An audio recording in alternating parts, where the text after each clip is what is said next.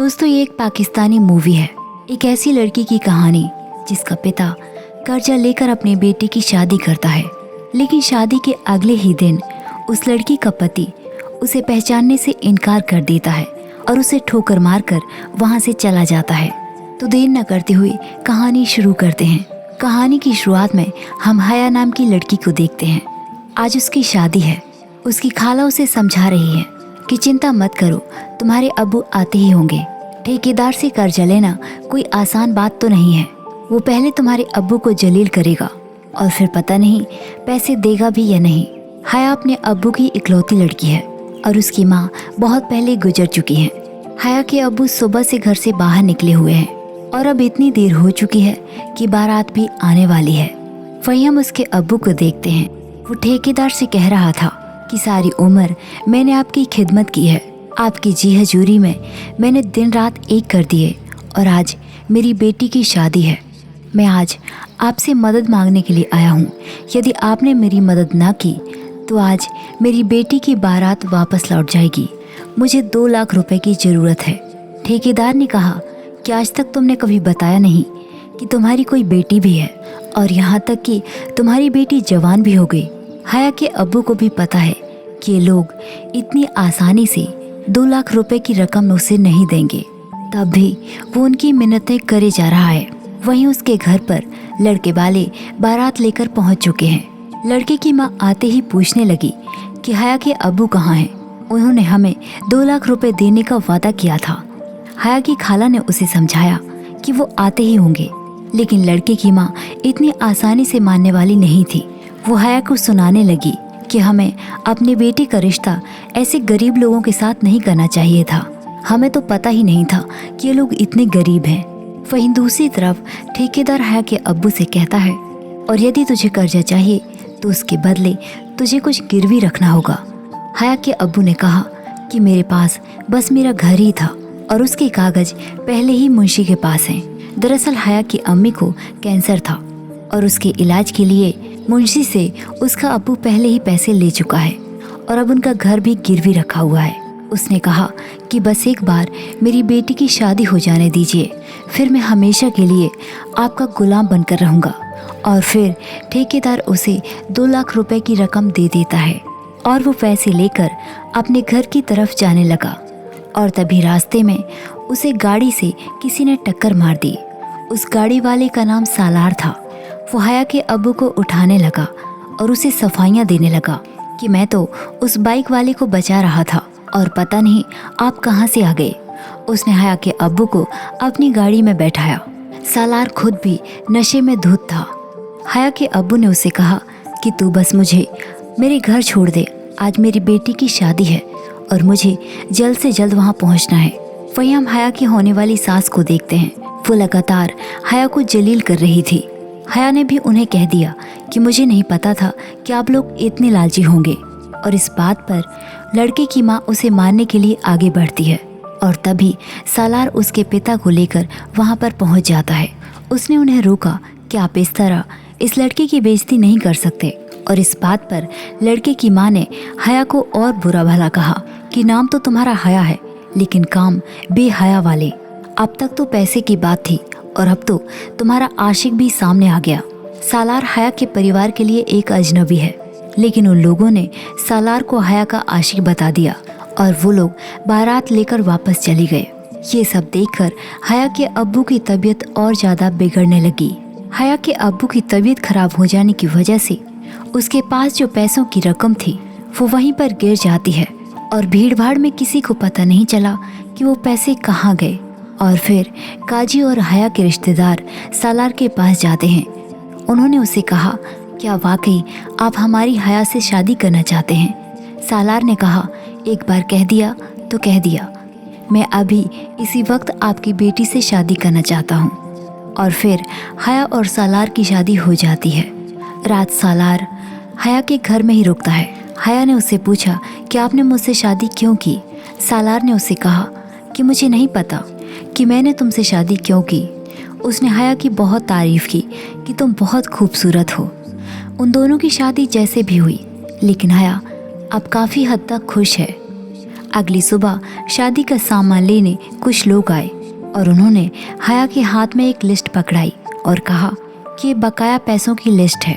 आपके फादर साहब ने पहले कुछ पेमेंट कर दी थी, ये बकाया है, अब इसे पे करा दें। लेकिन हया को तो ये भी नहीं पता कि उसके अब्बू ठेकेदार के पास से पैसे लाए भी थे या नहीं। वो तुरंत ही अपने अब्बू के पास जाती है और उनसे कहने लगी कि बाहर डेकोरेशन वाला आया है, वो पैसे मांग रहा है। लेकिन उसके अब्बू कोई जवाब दे ही नहीं रहे थे। उसने उन्हें उठाने की बहुत कोशिश की और हया को पता चला कि उसके अब्बू की नींद में ही मौत हो चुकी है और अब वो बहुत अकेली पड़ चुकी थी। हया की रोने की आवाज़ सुनकर मोहल्ले की औरतें भी वहाँ पर पहुँच गई। सालार को भी रोने की आवाज़ सुनाई दी। वो कमरे से बाहर निकल कर आया। उसने पूछा कि वो लड़की रो क्यों रही है। उसकी खाला ने बताया कि उस लड़की का पिता गुजर चुका, उसका आखिरी सहारा भी ऊपर वाले ने छीन लिया। सालार ने अपने वॉलेट से पैसे निकाले और वो पैसे खाला को देकर उससे कहा कि ये पैसे उस लड़की को दे देना। इतना कहकर वो वहाँ से जाने लगा। खाला हैरान थी। वो सालार से कहने लगी कि उस लड़की के साथ तुम्हारा निकाह हुआ है, अब वो तुम्हारी जिम्मेदारी है। सालार ने कहा कि मेरा कोई निकाह नहीं हुआ, ना ही मुझे कुछ याद है। इतना कहकर वो वहाँ से चला गया। वहाँ से वो अपने घर पहुँचता है। सालार के परिवार में उसकी सौतेली माँ और उसकी सगी बहन है।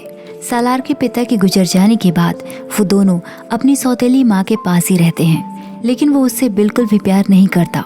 वो घर आते ही अपनी बहन सारा के बारे में उससे पूछने लगा, लेकिन उसकी माँ को नहीं पता कि सारा कहाँ गई है। सालार ने उससे कहा कि मैंने कितनी दफ़ा कहा है कि वो लड़का उसके लिए ठीक नहीं है, आप उसे कभी समझाती क्यों नहीं। और आपको पैसा इसलिए मिलता है क्योंकि मेरे बाप ने आपको ये जिम्मेदारी दी थी कि आप उनके दोनों बच्चों को संभालेंगी और ये सारी प्रॉपर्टी आपकी होगी। कहीं ये आप भूल तो नहीं गई। वहीं हया के अब्बू के चले जाने के बाद उसकी खाला ने उसे बताया कि जिस लड़के से तुम्हारा निकाह हुआ था वो तो तुम्हें पहचानता भी नहीं। वो तुम्हारे लिए ये कुछ पैसे छोड़ कर गया है, शायद ये रात का तुम्हारे लिए नजराना देकर गया है। हया ये बात सुनकर हैरान है। उसने कहा मेरी तो उससे कोई बात भी नहीं हुई। उसकी खाला ने उससे कहा कि बात हुई हो या ना हुई हो, लेकिन निकाह तो हुआ है और सब ने सुबह उसे तुम्हारे कमरे से बाहर निकलते हुए देखा है। और वो कहता है कि उसे कुछ याद नहीं, लेकिन हया उसे ढूंढना चाहती है। जिन चंद पैसों से उसने उसकी कीमत लगाई है वो उसके मुंह पर मारना चाहती है। हया ने जब उन पैसों को देखा तो उसमें एक कागज भी था जिसमें सालार के घर का पता लिखा हुआ था। हया तुरंत ही सालार के घर पहुंचती है। वहां पर वो उसकी सौतेली माँ से मिलती है। उसकी माँ ने उसे तुरंत ही पहचान लिया कि तुम तो सालार से मिलने आई होगी ना, तुम्हारे साथ भी उसने कल रात गुजारी होगी। उसके लिए तो ये आम सी बात है, नशे में दिन रात धुत रहता है। वो कितनी लड़कियों को तो पहचानता भी नहीं। सालार किस तरह का इंसान है उसे पता चल चुका था और वो सालार की सौतेली माँ को वो पैसे देकर वहाँ से चली जाती है। कुछ देर के बाद सालार घर पहुँचा। उसकी माँ ने उसे बताया कि एक लड़की आई थी, तुम्हें कुछ पैसे वापस करने आई थी। कपड़ों से गरीब घर की लग रही थी, लेकिन काफ़ी खुददार थी। अब मुझे बताओ कि वो लड़की कौन थी। सालार ने उसे बताया कि मैंने एक दिन गलती से शादी कर ली, लेकिन मुझे इससे कोई फ़र्क नहीं पड़ता। ये बात सुनकर उसकी सौतेली माँ हैरान थी। उसने कहा कि हाँ, तुम्हें क्या फ़र्क पड़ेगा किसी की बददुआ से, लेकिन कभी अपनी बहन की भी खबर ले लो, पता नहीं आजकल किस बदमाश के साथ घूम रही है। सालार ने अपनी बहन सारा का फ़ोन ट्राई किया, लेकिन अभी भी फ़ोन नहीं लग रहा था। और शाम होते ही सारा घर वापस आ गई, लेकिन पता नहीं क्यों वो बिल्कुल चुपचाप थी।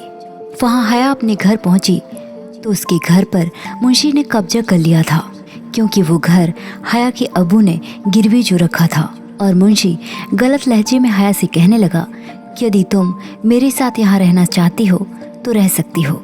इतनी बात सुनते ही हया ने उसके मुंह पर थप्पड़ मारा और वहाँ से चली गई। लेकिन मुंशी यहीं रुकने वाला नहीं था, उसने हया को किडनैप कर लिया। वहीं हम सालार की बहन सारा को देखते हैं। वो खुदकुशी करने की कोशिश करती है, लेकिन सही टाइम पर पहुंचकर सालार उसे बचा लेता है। सारा ने अपने भाई से कहा कि मुझे तू माफ़ कर दे, मैं अच्छी लड़की नहीं हूँ। मैंने जिस लड़के पर यकीन किया था जिससे मैं शादी करना चाहती थी वो मेरा गलत फ़ायदा उठाना चाहता था और उसने मुझसे शादी करने से इनकार कर दिया। दरअसल सारा जिस लड़के से प्यार करती थी वो बस उसके शरीर से प्यार करता था। सारा की सौतेली माँ ने उससे कहा कि तुम्हारा भाई भी कौन सा कम है, वो भी तो इसी लाइन में है। कुछ लोग तो मोहब्बत करके मुकरते हैं, लेकिन तुम्हारा भाई तो शादी करके मुकर गया। ये सारी बातें और अपनी बहन की तकलीफ देखकर सालार को आखिरकार हया के दुख का एहसास हुआ कि उसने भी किसी को धोखा दिया है। आखिर वो लड़की किस हाल में होगी। वो तुरंत ही उसे ढूंढने के लिए उसके घर पहुंच गया, लेकिन घर पर कोई भी नहीं था। वहीं घर के बाहर हया की खाला उसे मिली। उसने भी बताया कि मुझे हया के बारे में कुछ भी नहीं पता, मुझे तो लगा था कि वो तुम्हारे पास चली गई है। वहीं हम दूसरी तरफ हया को देखते हैं। उसे तैयार करके कुछ लोगों के सामने ले जाया जाता है। वहाँ पर मुंशी, ठेकेदार और एक और आदमी बैठा हुआ था और ये वही आदमी है जिससे सालार की बहन सारा प्यार करती थी। और इसी आदमी को ढूंढते हुए सालार वहाँ पर पहुँच जाता है। तभी हया सालार को खिड़की से देख लेती है। वो तुरंत ही भागते हुए ऊपर जाती है, लेकिन तभी ठेकेदार भी उसके पास पहुँच जाता है। जैसे ही वो हया के करीब आता है, हया उसे जख्मी कर देती है और वहाँ से सालार के पास पहुँच जाती है। सालार हया को यहाँ पर देखकर हैरान था और फिर हया ने उसे पूरी सच्चाई बताई, लेकिन अब भी वो उससे नाराज है। सालार ने उससे कहा कि अब तुम्हें मेरे साथ जाना ही होगा और फिर वो अपनी बहन के बॉयफ्रेंड नवाज को पकड़ लेता है। उसने उसे बहुत सारी बातें समझाई कि धोखेबाज सिर्फ तुम ही नहीं बल्कि मैं भी था। यदि हम किसी के साथ बुरा करते हैं तो हमारे साथ भी बुरा हो सकता है। मेरी बहन अपनी जान से भी ज़्यादा तुम्हें चाहती है, तुम्हारे लिए वो जान भी दे सकती है। और फिर नवाज उसके साथ जाने के लिए तैयार हो जाता है। उसने घर जाकर सारा से माफ़ी मांगी। सालार की सौतीली माँ ने उसे अपने पास बुलाया और कहा कि अब मैं बड़ी धूमधाम से तुम्हारी और हया की शादी कराना चाहती हूँ। वहीं सालार ने भी अपनी माँ से कहा कि मेरे पिता ने आपके हिस्से में आपको कुछ भी नहीं दिया, इसलिए मैंने अपनी आधी प्रॉपर्टी आपके नाम कर दी है और मैं भी आपसे माफ़ी मांगता हूँ कि आप हमें छोड़कर कहीं नहीं गई। और इस तरह हया ने सालार की ज़िंदगी को और भी ज़्यादा खूबसूरत बना दिया। इसी के साथ ये कहानी यहीं पर ख़त्म हो जाती है। तो दोस्तों, ये थी हमारी आज की कहानी। ये कहानी आपको कैसी लगी कमेंट करके ज़रूर बताइए और ऐसी ही कहानियों के लिए हमारे चैनल को सब्सक्राइब कीजिए। Thanks for watching.